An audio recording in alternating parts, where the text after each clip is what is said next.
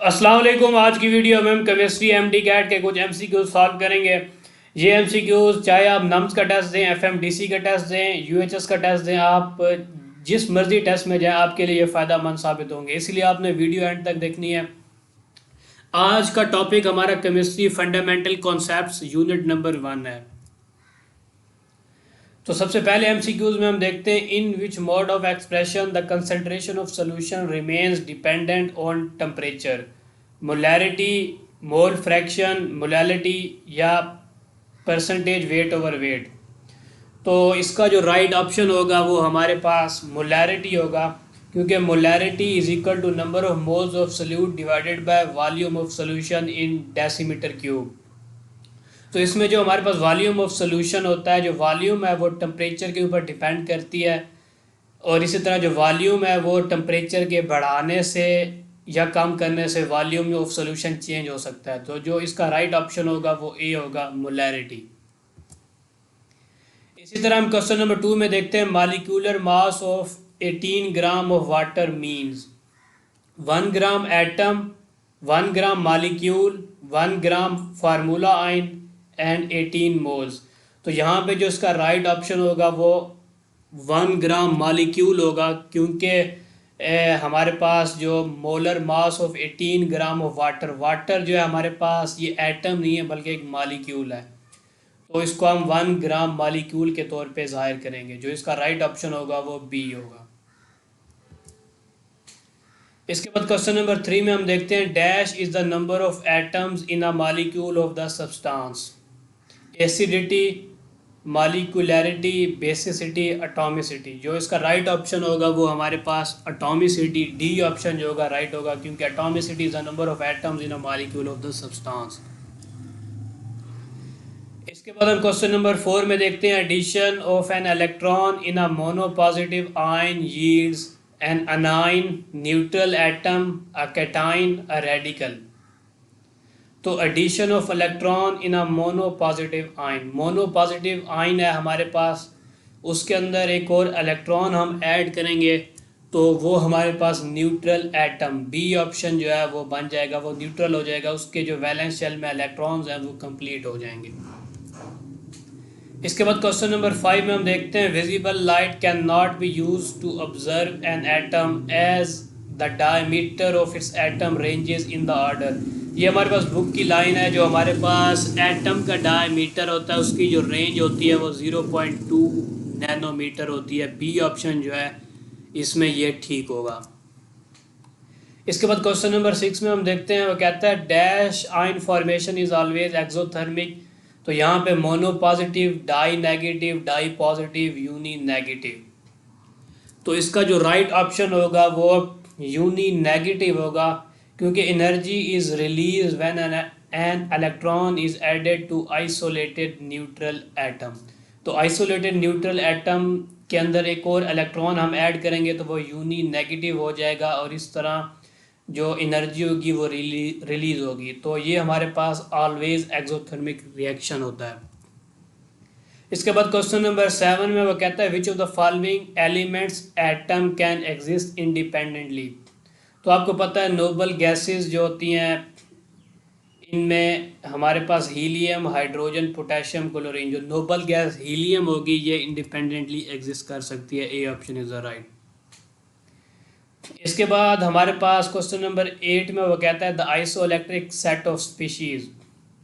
तो हमने यहाँ पे आइसोइलेक्ट्रिक निकालने हैं, तो यहाँ पे हम देखते हैं hydrogen, hydrogen positive, hydrogen negative. यहाँ पे इसके इलेक्ट्रॉन्स जो हैं वो ज़्यादा हैं। इसी तरह हमारे पास क्वेश्चन नंबर 2 में कैल्शियम के पास 18 इलेक्ट्रॉन होंगे। कैल्शियम के पास वैसे तो 20 होते हैं, लेकिन यहाँ पे 2 इलेक्ट्रॉन वो लॉस कर चुका है। आर्गॉन के पास 18 होंगे, क्लोरीन के पास 17 होते हैं, लेकिन एक गेन करके यहाँ पे 18 हो जाएंगे। तो इस तरह हमारे पास जो इसका राइट ऑप्शन होगा वो बी होगा। कैल्शियम आयन के पास 18 इलेक्ट्रॉन्स होंगे, आर्गॉन के पास भी 18 इलेक्ट्रॉन्स होंगे, और क्लोराइड आयन के पास भी 18 इलेक्ट्रॉन्स होंगे। तो जो बी ऑप्शन होगा वो राइट होगा। क्वेश्चन नंबर 9 में वो कहता है haemoglobin is a macro molecule containing dash as a metallic ion. तो यहाँ पे जो फेरिक, फेरम, डी ऑप्शन ये इसके सेंटर में होता है हीमोग्लोबिन के, D option is right. Question number 10 में वो कहता है isotopes of an element differ in. तो आइसोटोप्स हमारे पास उनका जो एटॉमिक नंबर होता है वो सेम होता है, बल्कि एटॉमिक मास जो होता है उनका डिफरेंस होता है। तो उनके जो डिफरेंस होता है वो नंबर ऑफ न्यूट्रॉन्स की वजह से होता है, या नंबर ऑफ प्रोटॉन्स नहीं, नंबर ऑफ प्रोटॉन्स नहीं बल्कि नंबर ऑफ न्यूट्रॉन्स, जो उनके नंबर ऑफ न्यूट्रॉन्स होते हैं वो उनके डिफरेंट होते हैं। जो क्वेश्चन नंबर 10 है इसका जो राइट ऑप्शन होगा वो सी होगा। इसके बाद क्वेश्चन नंबर 11 में देखते हैं, वो कहता है dash has the same number of isotopes as chlorine. तो क्लोरीन के हमारे पास 2 आइसोटोप्स होते हैं, तो इसमें जो बोरॉन है उसके हमारे पास 2 आइसोटोप्स होंगे। फ्लोरीन का 1 आइसोटोप होता है, कैल्शियम के 6 होते हैं और नियॉन के 3 आइसोटोप्स होते हैं। जो बी ऑप्शन होगा वो राइट होगा। क्वेश्चन नंबर 12 में हम देखते हैं, वो कहता है in mass spectrometry the ion of definite mass to charge value will be fall at different sites on the electrometer, fall in the form of groups on the ion collector, develop different strength of electric current, give different number of peaks। तो इसमें fall in the form of groups on the ion collector ये option ठीक होगा हमारे पास। इसके बाद question number 13 में हम देखते हैं chemical name of vitamin C is ascorbic acid. Citric acid नहीं, वैलेरिक टार्टारिक एसिड ये दोनों नहीं। इसके बाद डी ऑप्शन जो होगा हमारे पास एस्कॉर्बिक एसिड वो ठीक होगा। क्वेश्चन नंबर 14 में हम देखते हैं to work out the molecular mass of an organic molecules you would look at its boiling point से हम मॉलिक्यूलर मास नहीं निकाल सकते। मास स्पेक्ट्रम जो है हमारे पास ये इसका ठीक ऑप्शन होगा। 14 का जो सी ऑप्शन होगा वो राइट होगा। इसके बाद क्वेश्चन नंबर 15 में हम देखते हैं the correct order for the basic functions of the mass spectrometry. Acceleration नहीं, आयोनाइजेशन पहले होती है, डिफ्लेक्शन यहाँ पे डी ऑप्शन में हम देखते हैं आयोनाइजेशन होगी, फिर एक्सेलरेशन होगी, डिफ्लेक्शन होगी और डिटेक्शन होगी। तो जो डी ऑप्शन होगा इसमें वो राइट होगा, क्वेश्चन नंबर 15 का डी ऑप्शन। इसके बाद हम क्वेश्चन नंबर 16 में देखते हैं, वो कहता है which of the following mass spectrograph correspond to bromine. तो ये पहला जो ग्राफ है हमारे पास जिसमें हमारे पास 3 मतलब आइसोटोप्स हैं और उनकी परसेंटेज बताई हुई है 90.92, 20 का 21, ये हमारे पास नियॉन का है। ये जो ग्राफ है ये नियॉन को शो करता है। इसके बाद 35, 37 क्लोरीन, ये वाला ग्राफ क्लोरीन को शो कर रहा है, और 79, 81 ये हमारे पास बी ऑप्शन जो होगा इसका ये 79, 81 ब्रोमीन का होगा। तो बी ऑप्शन जो होगा इसमें वो राइट होगा, क्वेश्चन नंबर 16 का बी ऑप्शन। इसके बाद हम क्वेश्चन नंबर 17 में देखते हैं, वो कहता है which of the following is not the use of mass spectroscopy determining the presence of carbon, oxygen and oxygen hydrogen bonds in the organic compounds, determining the molecular mass of an organic compound, determining the isotopic abundance, determining the isotopic masses। तो इसमें जो right option होगा वो ए होगा, क्योंकि carbon oxygen और oxygen hydrogen bonds हम mass spectroscopy से कैलकुलेट नहीं कर सकते। क्वेश्चन नंबर 17 का ए ऑप्शन। इसके बाद क्वेश्चन नंबर 18 में वो कहता है dash is heteronuclear triatomic molecule. तो इसमें हम देखते हैं ओजोन हमारे पास ट्राई एटॉमिक मॉलिक्यूल है, लेकिन ये होमोन्यूक्लियर है, इसमें 3 ऑक्सीजन है। अमोनिया ट्राई एटॉमिक नहीं है। कार्बन डाइऑक्साइड हमारे पास ट्राई एटॉमिक है, इसमें 3 एटम्स हैं और वो हैं भी डिफरेंट। तो इसका जो राइट ऑप्शन होगा वो कार्बन डाइऑक्साइड CO2 होगा। इसके बाद क्वेश्चन नंबर 19 में हम देखते हैं all are macromolecules except diamond एक माइक्रो मॉलिक्यूल है, ग्लाइकोजन एक माइक्रो मॉलिक्यूल है, स्टार्च एक माइक्रो मॉलिक्यूल है, रेफिनोज जो है हमारे पास raffinose is a trisaccharide containing glucose, galactose and fructose. तो रेफिनोज जो है ये मैक्रो मॉलिक्यूल नहीं है बल्कि एक ट्राइसक्राइड है। इसके बाद क्वेश्चन नंबर 20 में हम देखते हैं sodium atom and sodium ions have same chemical properties respective radii, number of electrons, nucleons. तो सोडियम एटम और सोडियम आयन के सेम न्यूक्लियॉन्स होंगे हमारे पास, इनकी केमिकल प्रॉपर्टीज़, रेडियाई और नंबर ऑफ इलेक्ट्रॉन्स ये तीनों डिफरेंट हैं। क्वेश्चन नंबर 21 में हम देखते हैं विच of the following sets is of isobars. पहले तो हमें पता होना चाहिए कि आइसोबार्स क्या होते हैं। हमारे पास आइसोबार्स वो होते हैं जिनके एटॉमिक नंबर डिफरेंट होते हैं लेकिन एटॉमिक मासेस इनके सेम होते हैं।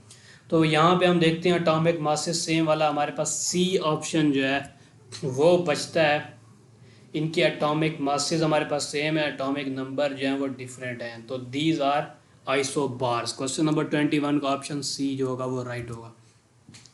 इसके बाद क्वेश्चन नंबर 22 में हम देखते हैं the modern method for separation of isotopes of element is, ये हमारे पास बुक की लाइन है। क्रोमेटोग्राफी से, एक्सरे से और बेकमैन्स मेथड, इससे हम आइसोटोप्स को सेपरेट नहीं कर सकते, लेकिन लेज़र सेपरेशन ये बुक में दिया हुआ है। ए ऑप्शन 22 का A option is the right. इसके बाद 23 में हम देखते हैं the mass spectrometry reflects the evidence about the colour of the substance, the molecular mass of the substance, the reactivity of the substance, the functional group of the substance. तो the molecular mass of the substance है, ये हम मास spectrometry से calculate कर सकते हैं। Colour, reactivity और functional group यहाँ से हम नहीं कैलकुलेट कर सकते क्योंकि हमारे पास रिलेटिव अबंडेंस से हम जो है मासेस जो हैं वो कैलकुलेट कर सकते हैं। इसके बाद क्वेश्चन नंबर 24 में वो कहता है dash is the function of magnet in the mass spectrometry.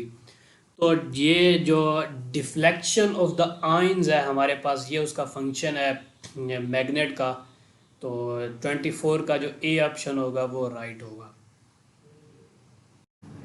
इसके बाद क्वेश्चन नंबर 25 में हम देखते हैं वो कहता है 1 mole of ethanol and dimethyl ether have all the same except. तो हम देखते हैं एटम्स को, पहले देखते हैं एटम्स। इसमें कार्बन, हाइड्रोजन, ऑक्सीजन है, इसमें भी कार्बन, हाइड्रोजन, ऑक्सीजन है, और इसके अलावा इसमें कार्बन 2 हैं, हाइड्रोजन 6 हैं, ऑक्सीजन 1 है। इसमें कार्बन 2 हैं, हाइड्रोजन 6 हैं और ऑक्सीजन 1 है। तो एटम्स भी इनके बराबर हैं, मोलर मास और मॉलिक्यूल सारे इनके सेम हैं। तो जो स्ट्रक्चर फार्मूला है वो इसका डिफरेंट है। स्ट्रक्चर फार्मूला आप देख सकते हैं यहाँ पे फंक्शनल ग्रुप की वजह से, यहाँ पे अल्कोहलिक फंक्शनल ग्रुप है और यहाँ पे ईथर जो है वो फंक्शनल ग्रुप है। तो इसकी वजह से इसका जो स्ट्रक्चर फार्मूला है वो डिफरेंट है। 25 का डी ऑप्शन राइट होगा। 26 में हम देखते हैं वो कहता है the mass of the 2 moles of chlorine gas.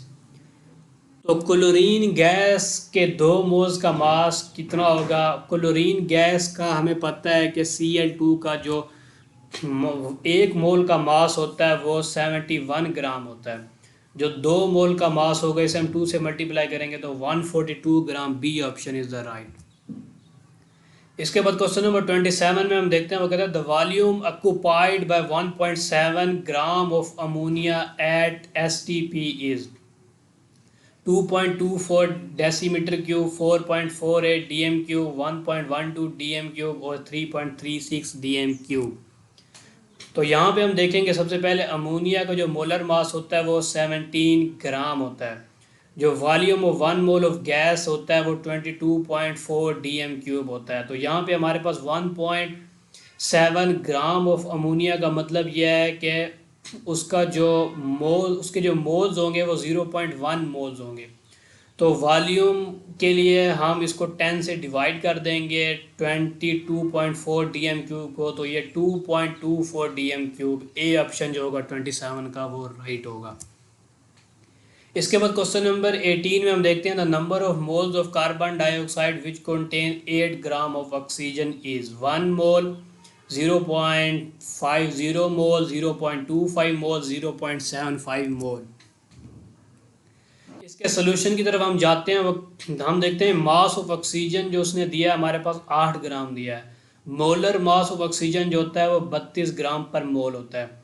Number of moles of oxygen हम निकालेंगे 8 डिवाइडेड बाय 32। मोल का जो फार्मूला होता है वो होता है मास over molar mass.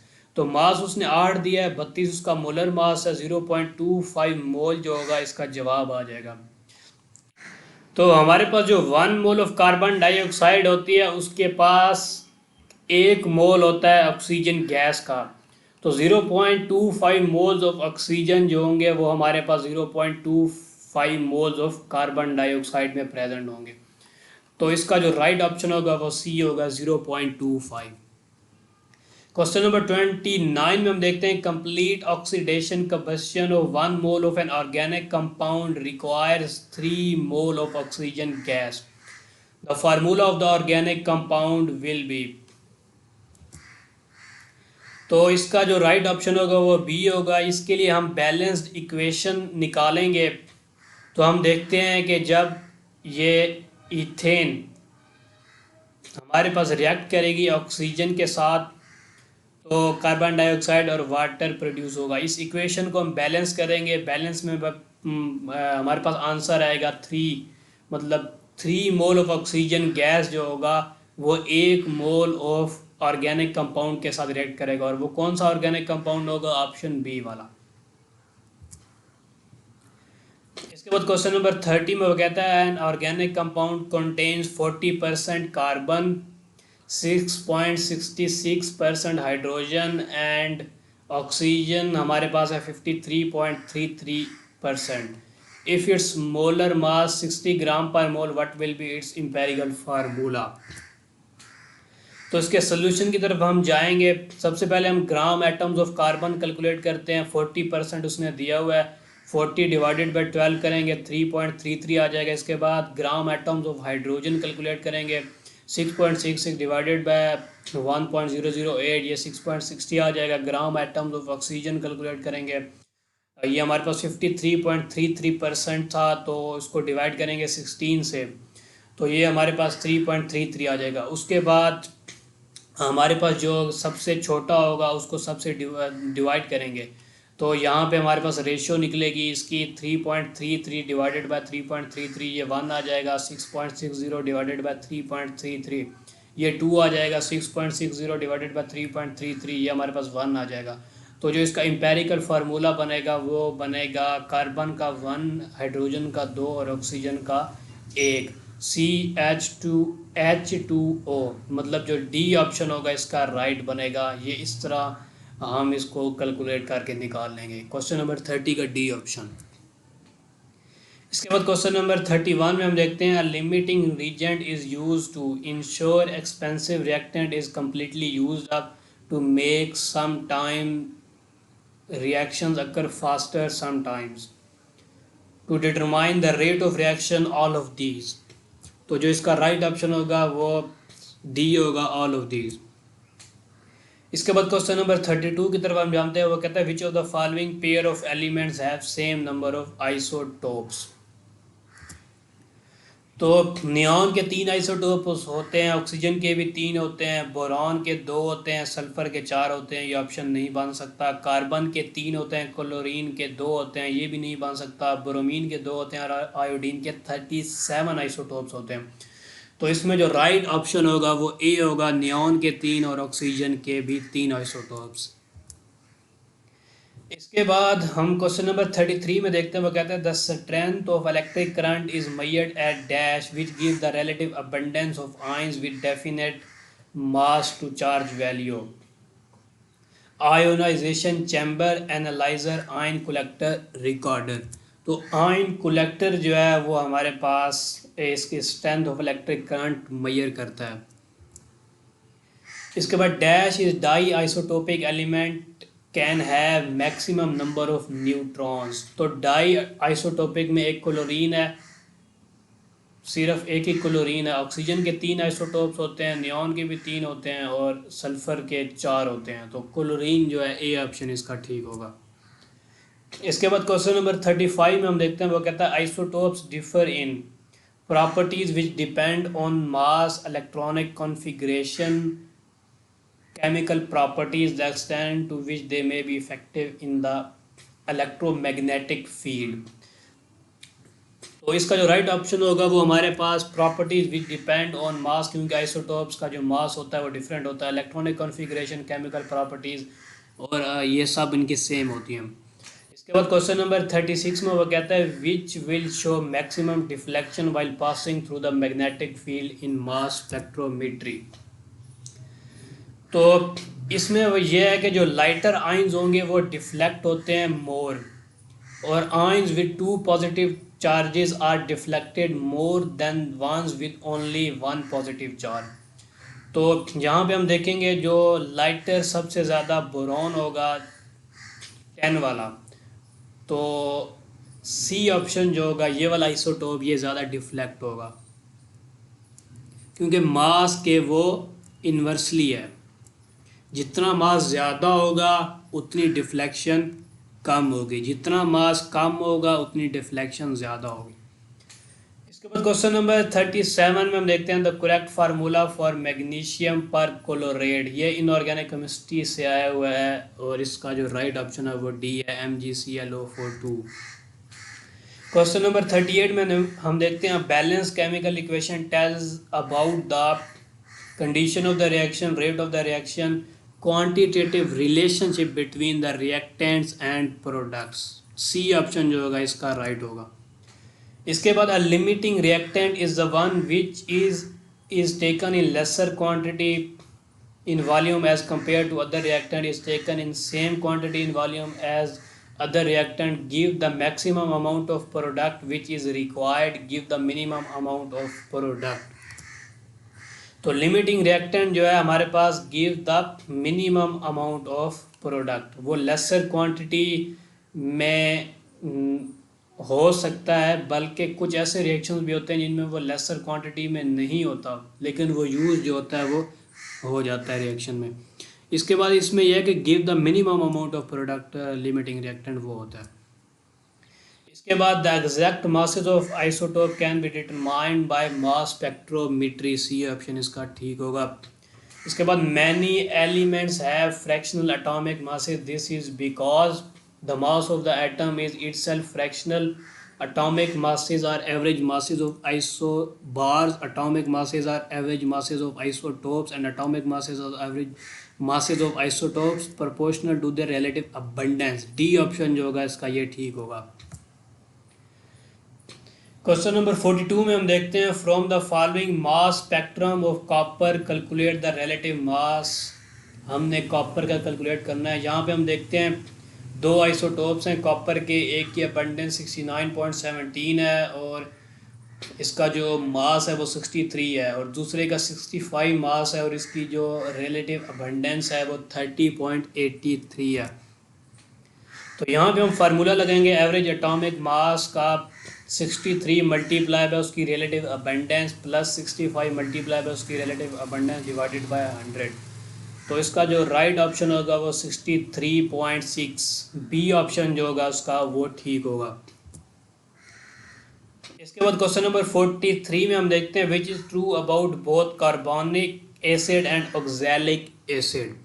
Diprotic acid organic acid तो ये नहीं हो सकते, inorganic acid same molar masses, तो ये डाइप्रोटिक एसिड हैं क्योंकि इनके पास दो प्रोटॉन्स हैं, वो रिएक्शन में दो प्रोटॉन्स जो होते हैं रिलीज करते हैं, H2CO3 और H2O4। क्वेश्चन नंबर 43 का ए ऑप्शन ठीक होगा। इसके बाद क्वेश्चन नंबर 44 में देखते हैं, वो कहता है boron has two isotopes B10 B11, the relative abundance of B11 will be if the relative atomic masses of boron is 10.8 AMU। तो इसकी कैलकुलेशन हम इस तरीके से करेंगे। सबसे पहले हम जो 11 है उसे सेलेक्ट कर लेते हैं, वो x है, और 10 को हम 100 माइनस x कर लेते हैं। रिलेटिव एटॉमिक मास का फार्मूला हम पुट करेंगे, 11 उसका मास हो गया और मल्टीप्लाई बाय x उसकी रिलेटिव अबंडेंस होगी। ये हमारे पास हमने उसकी रिलेटिव अबंडेंस को लेट किया। उसके बाद प्लस 10 उसका एटॉमिक मास हो जाएगा और मल्टीप्लाई बाय 100 माइनस x उसकी रिलेटिव अबंडेंस।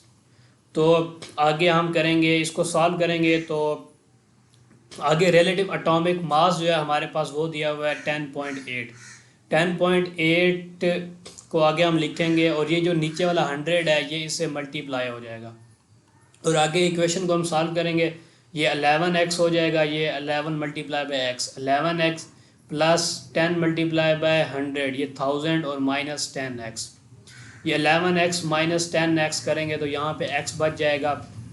आगे हम देखते हैं, ये 1080 हो जाएगा और प्लस x प्लस 1000 उस साइड पे माइनस हो जाएगा, तो 1080 माइनस 1080, जो इसका ऑप्शन राइट बनेगा वो 80 बनेगा। तो 80% जो होगा, ये इसकी 80% इसकी रिलेटिव अबंडेंस होगी और 20% जो होगी वो दूसरे की होगी। 100 माइनस 80 हम करके इसकी भी निकाल सकते हैं। तो बी ऑप्शन जो होगा इसका राइट होगा। इसके बाद हम क्वेश्चन नंबर 45 में देखते हैं, वो कहता है which statement is incorrect. 1 gram of atom of sodium is equal to 1 gram of sodium. 1 gram atom of sodium is not equal to 1 gram of sodium, rather 1 gram atom of sodium is equal to, ये हमारे पास 1 ग्राम के बराबर नहीं होगा बल्कि ये हमारे पास 23 ग्राम of sodium के बराबर होगा। तो इसमें जो ए ऑप्शन है वो इनकरेक्ट है। इसके बाद क्वेश्चन नंबर 46 में हम देखते हैं the largest number of atoms are present in. यहाँ पे ये है कि हम सबके मोल्स निकाल लेंगे। अब मोल्स का फार्मूला होता है मास over molar mass, 3.6 divided by 18, 0.2, 2.8 divided by 28। CO का जो मोलर मास होगा वो 28 होगा। इसी तरह C2H5OH का जो मोलर मास होगा 46 होगा। 4.6 ग्राम उसका mass divided by molar mass 0.1, और इसी तरह N2O5 का जो मोलर मास होगा वो 108 होगा, और 10.8 डिवाइडेड बाई 108 0.1। जो सबसे ज़्यादा मोल्स जो होंगे हमारे पास किस में होंगे, वाटर में होंगे। तो इसमें दो, और जिसके मोल ज़्यादा उसके नंबर ऑफ एटम्स भी ज़्यादा। इसके बाद क्वेश्चन नंबर 47 में हम देखते हैं 27 gram of aluminium will completely react with how much mass of oxygen to produce Al2O3। तो इसका सोल्यूशन यह है कि सबसे पहले हम बैलेंस्ड इक्वेशन लिखेंगे, Al plus 3O2 2Al2O3 4Al यहाँ पे होगा। Atomic mass of aluminium 27 gram, atomic mass of oxygen 2 × 16 32 ग्राम। मोल निकालेंगे एल्यूमिनियम के, इसके 1 मोल बनेगा हमारे पास, मतलब 1 मोल ऑफ एल्यूमिनियम जो है रिएक्ट कर रहा है। इसके बाद हम कंपैरिजन करेंगे, एल्यूमिनियम के अगर हमारे पास 4 मोल्स हों तो वो 3 मोल ऑफ ऑक्सीजन के साथ रिएक्ट करता है। ये बैलेंस्ड इक्वेशन को हमने देखना है बेसिकली। तो अगर एल्यूमिनियम का 1 मोल होगा तो इसको 3 डिवाइडेड बाई 4, मतलब 3 divided by 4 moles of oxygen यहाँ पे यूज़ होंगे। तो मास ऑफ ऑक्सीजन के लिए हम करेंगे mole multiply by molar mass, 3/4 multiply by 32, तो 24 ग्राम इसका ऑप्शन होगा, B option is the right. इसके बाद क्वेश्चन नंबर 48 में हम देखते हैं 1.2 मल्टीप्लाई बाय 10 की रेज़ पर 24 वाटर मॉलिक्यूल्स वेट। तो इसके सलूशन में यह है कि mass is equal to number of molecules multiply by 18 divided by Avogadro number. क्योंकि नंबर ऑफ मॉलिक्यूल्स का जो फार्मूला होता है वो ये होता है moles multiply by Avogadro number. Mole की जगह हमने लिख दिया mass divided by molar mass. ठीक हो गया, मोलर मास इसका आ गया 18। फिर हम मास को इक्वेशन की साइड पे ले आएंगे तो हमारे पास ऐसे फार्मूला बन जाएगा, number of molecules multiply by 18 divided by Avogadro number. इसको अगर हम सॉल्व करेंगे तो हमारे पास सी ऑप्शन 36 ग्राम इसका राइट होगा। इसके बाद 49 MCQs हम देखते हैं, विच of the following can have maximum neutrons. Neutron सबसे ज़्यादा किसके पास होंगे, तो कैल्शियम के पास 20 न्यूट्रॉन्स होते हैं, सल्फ़र के पास, क्लोरीन के पास और नियॉन के पास, इन सब के पास कैल्शियम से कम होते हैं। तो 49 का ये ऑप्शन ठीक होगा। 50 में हम देखते हैं CH2O is a empirical formula of, ये हमारे पास लैक्टिक एसिड होगा C3H6O3, इसका जो है मॉलिक्यूलर फार्मूला होता है, इसकी हम रेशो निकालेंगे तो 3 से कैंसिल और यहाँ पे हाइड्रोजन की जगह 2 आ जाएगा, CH2O। तो ये लैक्टिक एसिड का फार्मूला बनेगा, बी ऑप्शन इसका ठीक होगा। इसके बाद क्वेश्चन नंबर 51 में हम देखते हैं how many moles of oxygen are needed for complete combustion of 2 moles of N-ब्यूटेन। तो सबसे पहले हम बैलेंस्ड इक्वेशन लिखेंगे, C4H10 ये ब्यूटेन है, इसको ऑक्सीजन के साथ रिएक्ट करवाएंगे, कार्बन डाइऑक्साइड और वाटर प्रोड्यूस होगा। तो हम इक्वेशन को यहाँ पे हमने बेसिकली इक्वेशन को बैलेंस करना है। इक्वेशन को बैलेंस करके हमारे पास रिजल्ट आएगा 13 ऑक्सीजन, मतलब 13 ऑक्सीजन के जो मोल्स होंगे वो यहाँ पे यूज़ होंगे। 51 का हमारे पास सी ऑप्शन ठीक होगा। इसके बाद क्वेश्चन नंबर 52 में हम देखते हैं, वो कहता है 4 moles of each of hydrogen and oxygen allowed to react, how much water will be obtain. तो इसके सोल्यूशन में ये है कि हमारे पास अगर हम इक्वेशन देखते हैं, 4 मोल्स हैं हमारे पास हाइड्रोजन के और 4 मोल्स ऑफ ऑक्सीजन वो रिएक्ट करवा रहा है। लेकिन जहाँ पे ये है कि 4 मोल्स ऑफ हाइड्रोजन जो होंगे वो 2 मोल ऑफ ऑक्सीजन के साथ रिएक्ट करेंगे, क्योंकि जो ऑक्सीजन होती है वो हमारे पास यहाँ पे लिमिटिंग रिएक्टेंट के तौर पे काम करती है। ऑक्सीजन जो होती है वो लिमिटिंग रिएक्टेंट के तौर पे काम करेगी। ऑक्सीजन यहाँ पे हमारे पास बच जाएगी। मतलब 4 मोल ऑफ हाइड्रोजन जो होंगे वो 2 मोल ऑफ ऑक्सीजन के साथ रिएक्ट करके 4 मोल ऑफ वाटर प्रोड्यूस करेंगे। तो उसके बाद हम mass is equal to mole multiply by molar mass, mass is equal to 4 mole of water multiply by 1872। तो बी ऑप्शन जो होगा या वो हमारे पास राइट होगा इसमें। इसके बाद यह है कि हमारे पास x grams of water is mixed in 46 gram of ethanol. Mole fraction of ethanol in the resulting solution is 0.5। What is the value of x। तो सबसे पहले हम मोल ऑफ एथेनॉल निकालेंगे। 46 डिवाइडेड 46 ग्राम ऑफ एथेनॉल तो हमारे पास दिए हुए हैं, और इसका जो मोलर मास होगा एथेनॉल का वो 46 आएगा। इसको हम डिवाइड करेंगे तो 1 मोल आ जाएगा। इसके बाद मोल फ्रैक्शन का हम फार्मूला लिखते हैं, number of moles of ethanol divided by number of moles of ethanol plus moles of water. Basically हम यहाँ से मोल्स ऑफ वाटर निकालेंगे। तो मोल फ्रैक्शन हमारे पास दी हुई है एथेनॉल की 0.5, ये डिवाइडेड बाय 1 प्लस एक्स इस साइड पे आके मल्टीप्लाई हो जाएगा। 0.5 multiply by 1 plus x is equal to 1। तो फिर 0.5 प्लस एक्स में यहाँ पे 0.5 एक्स आएगा इज इक्वल टू 1। तो x जो होगा हमारे पास वो 1 हो। यहाँ पे थोड़ी सी टाइपिंग मिस्टेक हो गई है, ये 0.5 x यहाँ पे 0.5 x होगा। 0.5 इस साइड पे आएगा, 1 माइनस 0.5 होगा, तो ये हमारे पास 0.5 बच जाएगा। तो फिर 0.5 x डिवाइडेड बाय 0.5, तो x की वैल्यू 1 आ जाएगी। तो 1 मोल ऑफ वाटर हमारे पास आएगा। तो 1 मोल ऑफ वाटर का जो हमारे पास ग्राम्स होंगे वो 18 ग्राम होंगे। तो जो डी ऑप्शन होगा इसका वो राइट होगा। इसके बाद क्वेश्चन नंबर 54 में हम देखते हैं, वो कहता है 1 gram of sea water contains 4.96 into 10 की रेज पर -5 of dissolved oxygen. The concentration of oxygen in the sea water in ppm is. तो पार्ट्स पर मिलियन का फार्मूला होता है मास ऑफ सोल्यूट। यहाँ पे हम मास ऑफ सोल्यूट पुट करेंगे। मास ऑफ सोल्यूशन 1 किलोग्राम है, तो इसकी जगह हम 100 ग्राम पुट करेंगे, मल्टीप्लाई बाय 10 की रेज पर 6। इसको सॉल्व करेंगे, हमारे पास 4.96 बी ऑप्शन आएगा। इसके बाद क्वेश्चन नंबर 55 में हम देखते हैं the number of electrons present in 8.4 gram azide ions are. तो यहाँ पे हमारे पास अजाइड आयन N3 होता है, उसका मोलर मास 42 ग्राम पर मोल होता है, और मोल हम निकालेंगे 8.4 डिवाइडेड बाय 42, तो 0.2 मोल।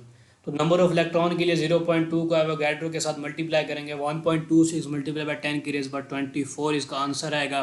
55 का जो बी ऑप्शन होगा वो ठीक होगा। इसके बाद क्वेश्चन नंबर 56 में हम देखते हैं combustion analysis is used to determine the dash of an original compound. तो इसका जो एम्पेरिकल फार्मूला होता है वो हम निकालते हैं कंबशन एनालिसिस में। 56 का जो ऑप्शन सी होगा वो राइट होगा। इसके बाद क्वेश्चन नंबर 58 में हम देखते हैं, वो कहता है 20 centimetre cube of each hydrogen and oxygen gases spark electrically to produce steam, the non limiting reactant was in excess. तो यहाँ पे यह है कि 20 centimetre cube of hydrogen reacts with 10 centimetre cube of oxygen to produce 20 centimetre cube of water, because 2 moles of hydrogen react with 1 mole of oxygen to produce 1 mole of water. ये वही पीछे जो हमने बताया था उसी में लिमिटिंग रिएक्टेंट का कॉन्सेप्ट यूज़ होगा।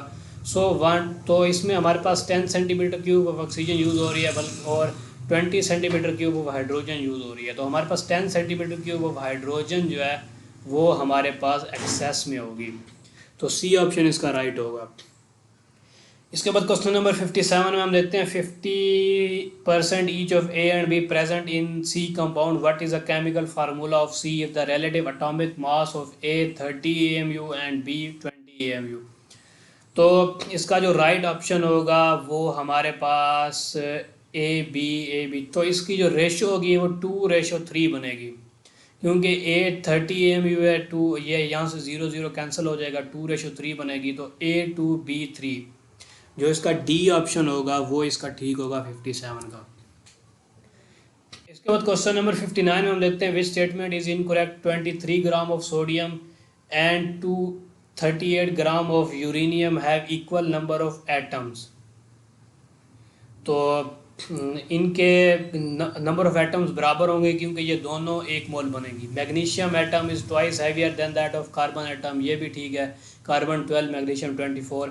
180 gram of glucose and 342 gram of glucose have same number of atoms. तो इसका जो आंसर है ये जो सी ऑप्शन होगा ये गलत होगा, क्योंकि 180 इसमें they have same number of molecules, उनके नंबर ऑफ मालिक्यूल्स सेम होंगे लेकिन नंबर ऑफ एटम्स जो होंगे वो डिफरेंट होंगे। इसके बाद question number option number D में 4.9 ग्राम ऑफ H2SO4 है इक्वल मोल, बिल्कुल ये इनका जो मोल्स होंगे वो सेम होंगे, क्योंकि H2SO4 और H3PO4 के जो मोलर मास हैं वो भी 98 सेम बनते हैं। जो सी ऑप्शन होगा इसमें राइट होगा। इसके बाद क्वेश्चन नंबर 60 में हम देखते हैं, वो कहता है 10 gram of NaOH is dissolve per decimetre cube of the aqueous solution, its molarity will be. तो जहाँ पे हम मोलैरिटी का फार्मूला लगाएंगे, molarity is equal to number of moles of solute divided by volume of solution in DM cube. तो moles of solute के लिए हम मास ओवर मोलर मास लिखेंगे। मास है हमारे पास NaOH का 10 ग्राम और उसका जो मोलर मास होगा वो 40 होगा, तो 10 divided by 40 divided by 1। Volume क्योंकि उसने हमारे पास 1 DM क्यूब दिया हुआ है तो 1 यहाँ पे आ जाएगा, तो 0.25। बी ऑप्शन इसका राइट होगा, 60 का जो बी ऑप्शन होगा वो राइट होगा। Thank you very much for watching this video. अगर वीडियो पसंद आई हो तो लाइक और शेयर करना मत भूलिएगा। Thank you very much.